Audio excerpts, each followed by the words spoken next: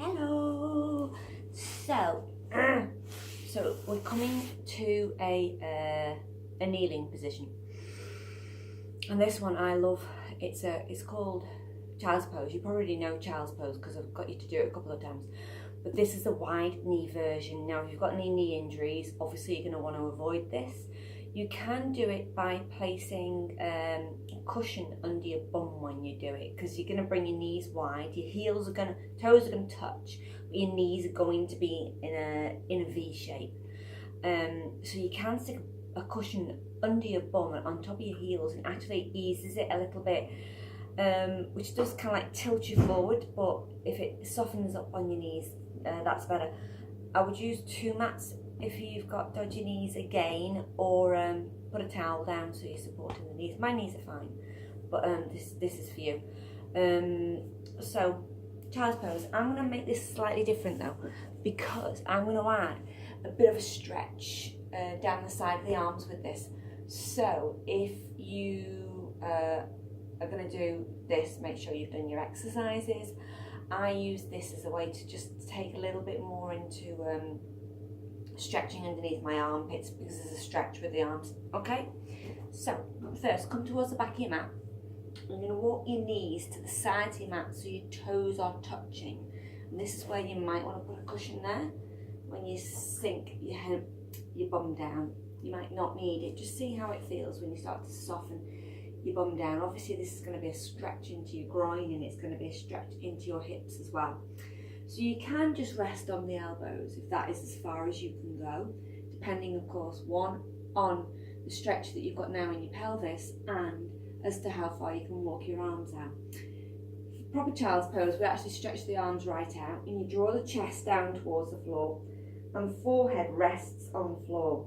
Now if that is too much for you, pressing the tailbone and the hips downwards so you've got a really deep stretch down your back.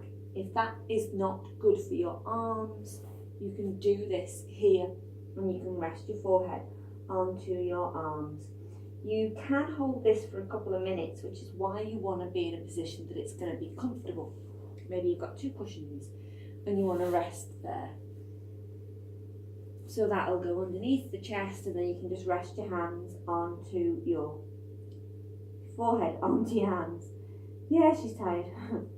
Now, already I love this. I could stay here for ages actually. You do want to be relaxed in this. You want to take it a little bit more of a stretch. The way I've been doing it recently is I walk my arms off the mat, and then I rest my head down. So now I've got quite a deep stretch down the right hand side of my body, and that's just starting to stretch a little bit further into my digestive system, but also it's because I'm trying to open up into my shoulders, but I'm rolling my shoulders away from my ears. Then I might take it over, walk my arms over, my legs aren't moving, and do the same on the other side. That's just for my scar tissue, and I find it really, really, really helps. But don't hold that for long, obviously. And then bringing that forwards again. So you can see my chest is sinking a little bit lower now, because I've been in this for probably nearly a few minutes. Now, if you've got really tight shoulders, you can walk your hands wider, and that makes it much, much, much, much easier on shoulders, so the shoulders can rest away from the ears. And again, you can even have the elbows out a bit further and rest the forehead.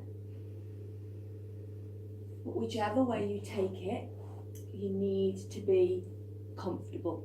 Sthira Sukha Asana. Remember that one? Steady and comfortable pose. So coming out of it,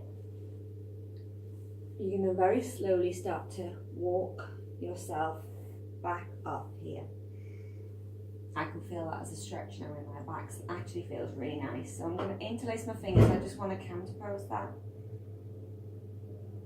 Very, very, very gentle backward bend there. And then I'm going to put my hands on my knees and just stretch out into my back.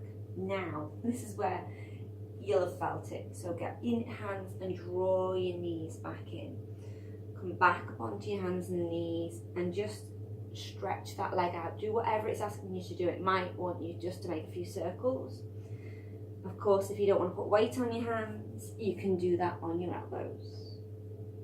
Remember that whatever side your surgery was on, that you don't want to get lymphedema, so you don't want to have loads of weight on that arm. And if it's both arms, then obviously very, very careful. So, balasana, child's pose. And remember, very, very good for lots of things, but the video will come after the photograph, and all of your benefits and contraindications, you know, the reasons why you shouldn't do it, are on the photograph. Bye bye, guys.